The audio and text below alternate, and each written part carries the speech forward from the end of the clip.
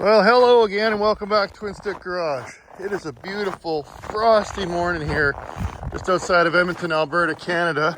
And what's the old Cabela's thermometer say? Minus 35 Celsius? That's pretty fresh. But like I always say, it may be cold outside, but it's warm in the shop. So let's get to work.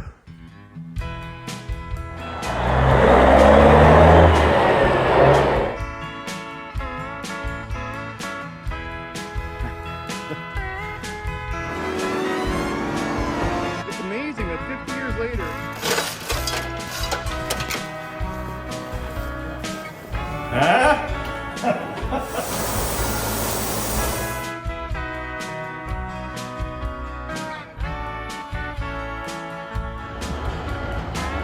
All right, so the game plan today is going to be working on the Bandit One TransAm. Now I picked up some parts from QA1 and Hotchkis that's going to allow me to take the differential that I rebuilt last year with those great parts from Quick Performance and actually install it underneath the car. So I've been waiting. I didn't want to bother installing the differential under those old leaf springs, so I got some new D-arch springs from Hotchkis, and they're D-arched, I think, 1.5 or 2 inches. So it's going to set the car down a little bit. And the cool thing is that suspension that I installed from QA1 on the front end last year has adjustable coilover, so you can adjust the ride height. So I'll put the wheels back on once I get the diff in there, set the car down, and see what the stance is going to be. Now, I'm not going for a movie correct replica like I did with the truck. I'm trying to make a more of a tribute Trans Am. I want to make this thing low and fast and mean and allow Mrs. Twin Sticks to go around corners like it's on rails. So that's going to be the goal. Now I was just doing a little looking here, and appears that I didn't get all the undercoating and all of the spots. So I got a little more work to do with cleanup and undercoating there. I'll get these old crusty coilover springs out of the way, and yeah, just rip the Band-Aid off and see what it's going to take to get that in there.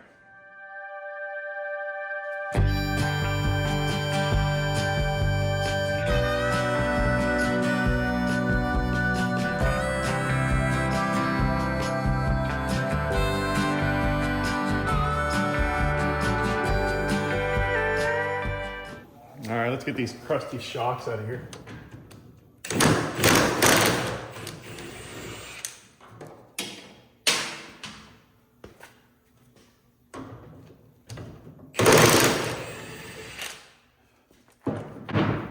Now I've got some nice QA ones that are going to replace this junk. All right, so now to get the leaf springs out of here, and at least on this side I can use the impact because of course I've got this piece of the quarter panel cut out. I still need my buddy Blake to come help me weld in the lower support here and then a new piece of metal on the outside. But for now it allows easy access. But unfortunately on the other side, I'm gonna have to do it manually with a ratchet. I don't know if the leaf spring kit from Hotchkis has new bolts, so I'll try and save these, but I have to believe it does. It's probably opened up.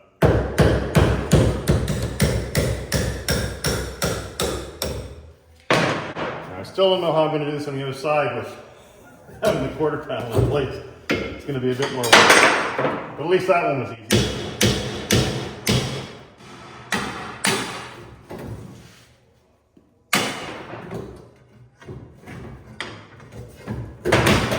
There she goes.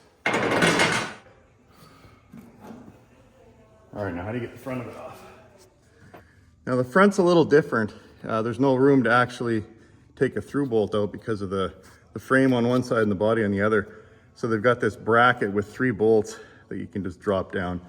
So that should be easy. I'll just undo those and take that off of there. The right size? Yeah.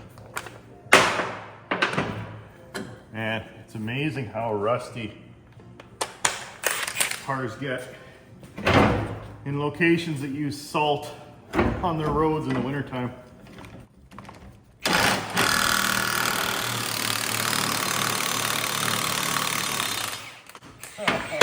I love this Milwaukee impact. That thing gets the job done. All right.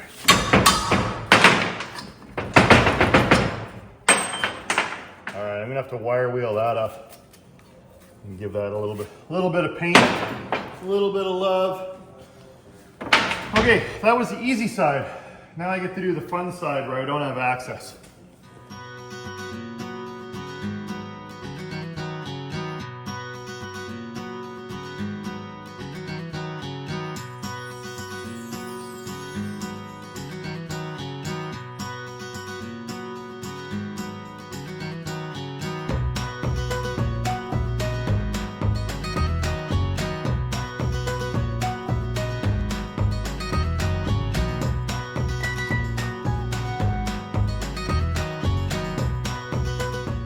Now I'm wondering, I have to believe, because there's rubber bushings in there, I have to believe the new leaf spring kit comes with new drop down brackets. So I'm gonna open that up and make sure it does. And if it does, I'm just gonna hack the bolt off on both sides and drop these old crusty brackets off of there. What do we got for installation hardware here? Oh, new bushings. These go underneath the brackets on the differential. New pads there. And of course, nice new U-bolts. And yeah, there are new hangers. So I can go ahead and cut those off of there. Oh, Hotchkis stickers. Man, everyone loves stickers. As you can see, the new Hotchkis ones are slightly lower than stock, maybe about an inch. And I have to believe that the stock springs from 1980, they're probably pretty sacked out, so they're sagging anyway. They were probably up a little higher when they were new. And this one's even missing the third leaf. So the car's definitely gonna sit lower, which is, again, is what I'm going for. Low and cool and mean. So I guess with that, now I know they have the brackets, I'll go ahead and grind off the heads here and drop these. And then I guess I'll have to do some cleanup and do some anti-rust paint and some undercoating. And then I can put these beautiful new springs on there.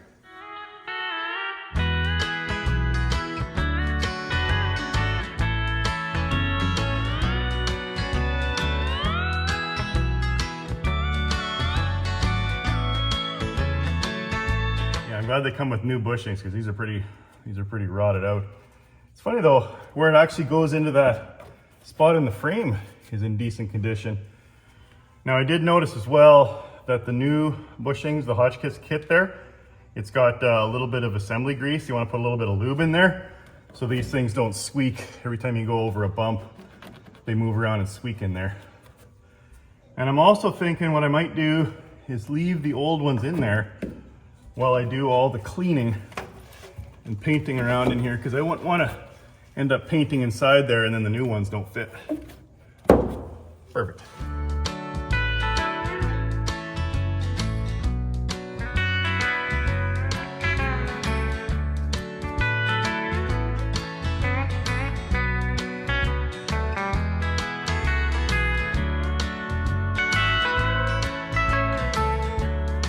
All right, so I picked up some of this Rust Check Rust Converter. Converts rust to a paintable primer on all metal surfaces. So it's not going to be perfect, but at least it'll hopefully neutralize some of the rust. And then I'm going to put some black asphalt undercoating. Basically the same stuff I used underneath the whole car in earlier episodes. But I'll put a little bit of this on there to hopefully slow, or, well, not stop, but like I say, slow the rust. I'll shoot a little in here as well. I'll let that dry, then I'll go over to the other side. While that's drying, wire wheel the other side, then come back here, and I'm gonna kind of use the minutes inside the minutes, and then hopefully I can actually get that suspension in there by the end of the episode.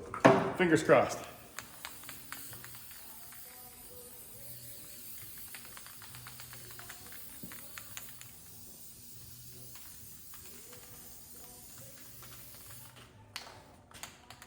There, something like that.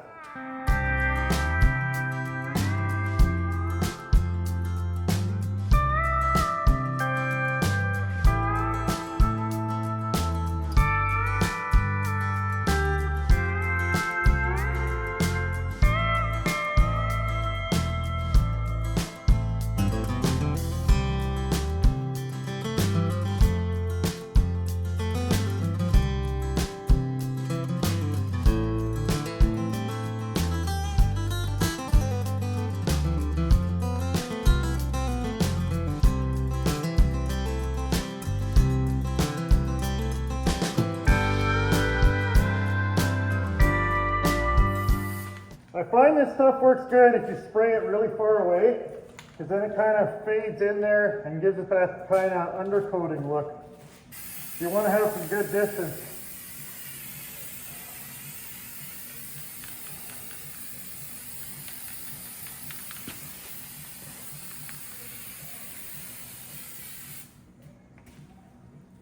Beauty, Clark. Ah! Boy, cutting out a rubber bushing sure makes a lot of smoke. All right. So what I'm doing here is, these are the plates that go underneath the differential, and then the U-bolts go through here around the diff. So I'm just cleaning them up, and I'll paint those as well as I'm waiting for everything on the car to dry. Yeah, still not dry. Okay. So while I continue to wait for that, I guess I can open up these boxes from QA1. So, of course, QA1, I got the front suspension that I put on there last year, and I've also got some new rear shocks that'll go on there, and these will mount in the stock location. So just like I took those old coilovers off, these guys will mount in the stock holes, and then this will bolt through those plates that I just painted up. So, but the QA1 stuff that I just got recently from Summit, there's a rear sway bar, and then I got frame connectors, because of course this car is a unibody where the front structure that holds the engine and transmission in place stops here. It's just bolted to the body of the car and then ends, and then the rear frame starts back there. But there's no connection between the two here. So I've got some bolt-on frame connectors that are actually gonna make a connection between here and here and make it a kind of one frame car. Because when you really stomp on the gas with that beautiful big Butler engine, when I finally get it in there, 500 horse will just take this body and just give it a twist. Because if there's no connection back there, there's nothing kind of holding the back end to the front end. So frame connectors are essential. So I'll go ahead and unbox those and see what it's gonna take to put those in the car. All right, so it's probably a good thing that I did open up these frame connectors, because they're gonna sit right up in here like this, and they'll only stick down about 1.5 inches underneath the car. And they'll look cool from the side too. But that'll give the strength to connect in the front subframe to the back.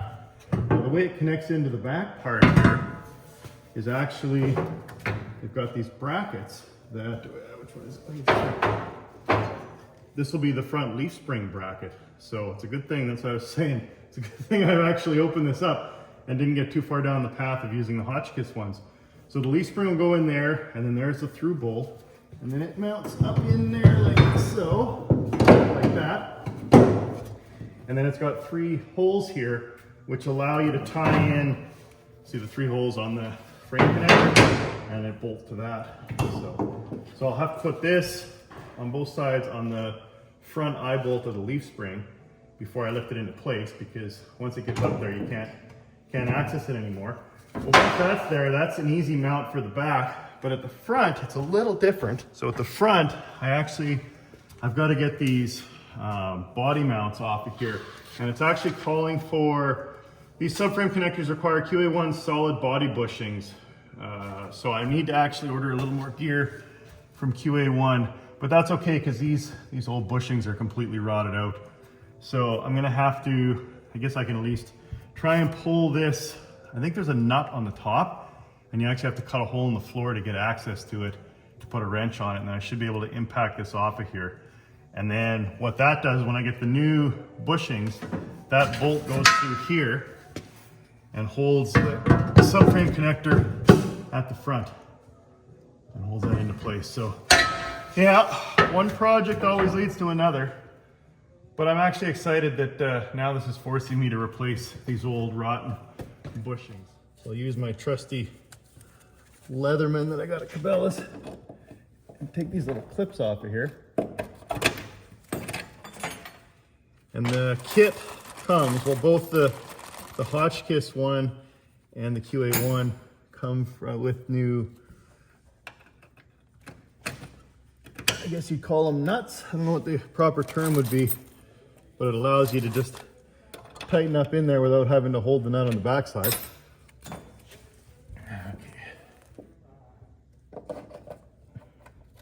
And this one broke off, so I got to try and dig it out of there. Yeah, boy. Perfect. Come on out of there.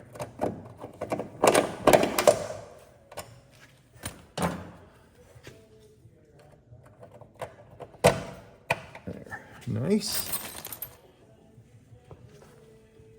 And the third one goes right there.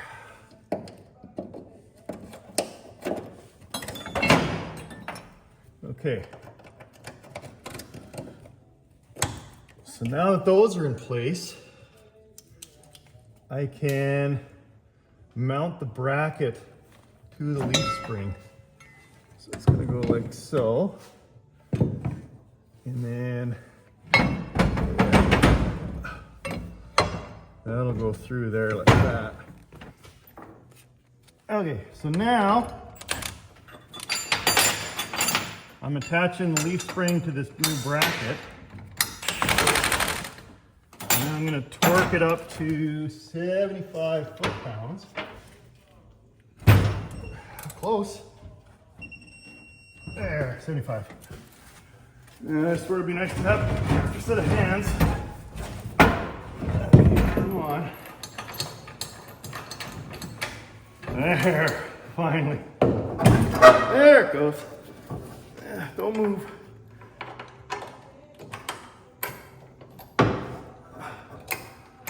Oh man.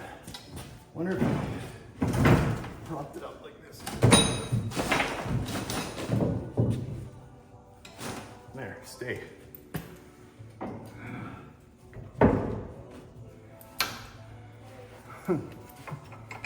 This is a test of patience, folks. Come on. Oh, I just love bolts when you can't quite get your fingers on them to get them started. There, finally. Yeah, so this new bracket only uses 2 U-bolts instead of the 3. It uses one here, and then the one up there that I was struggling with. And then this third one that I put the clip on for, this U-bolt in here, that's actually for this guy. So it'll bolt in through there. So of course there's the 3 holes for the bracket there. That 4th hole uses that, so it kind of ties it into the frame, ties it into this bracket. Cool, okay, so I'll tighten those up to 30 foot-pounds. And I'll do the same to the other side and hopefully not lose my patience. And then I can start hanging the back brackets.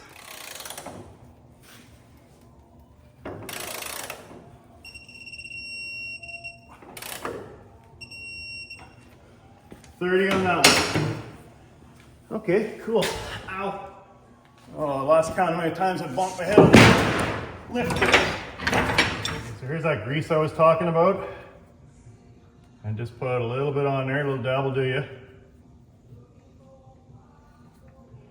And again, this keeps the rear suspension from being squeaky.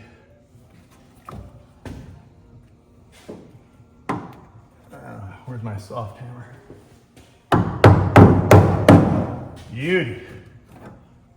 Now, there's bushings that go in the eyelets of the leaf spring as well. So same idea, put a little grease on there and then one on each side.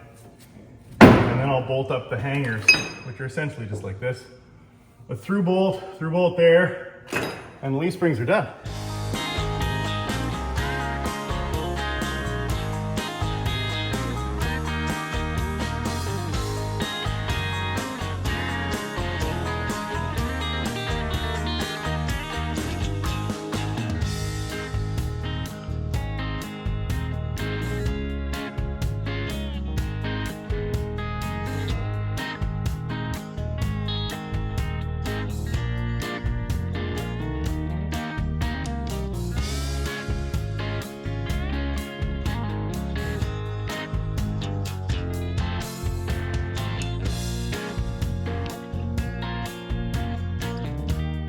There, it looks pretty sharp. Nice new leaf springs. Everything's torqued up to 70 foot-pounds. Everything's been greased. Yeah, that should be good. Now, I'd like to put the differential in there. And I suppose I could lift it in there and set it on, put new rubbers in. But I don't know if I'll be able to put the brackets on and tighten the U-bolts because, of course, I just painted these and they're still tacky. So I might have to leave those till next week. But I'll wheel this thing over.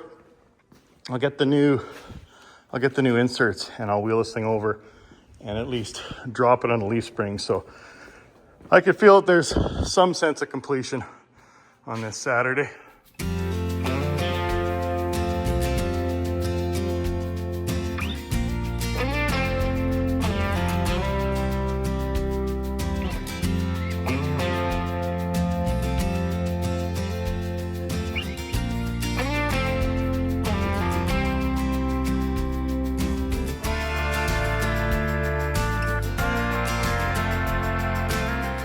Things are still a little tacky, but I can always touch the paint up after.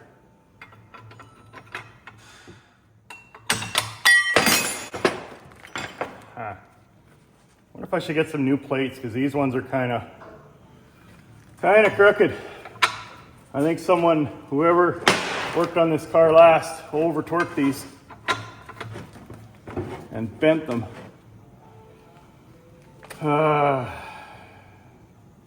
Yeah. Maybe I'll get some new plates because that's pretty crooked, which is why it's sucked in. Yeah, I'm probably buggering up the threads.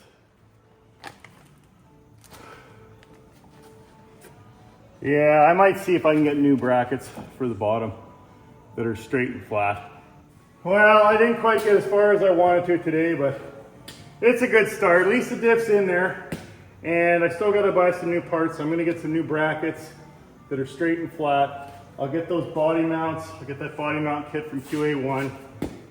And then I should be able to finish this up in the next episode. So hope you enjoyed it. Hope you learned something. Thanks again for watching. We'll see you on the next one. And like I always say, don't ever forget, if you got it, truckers brought it.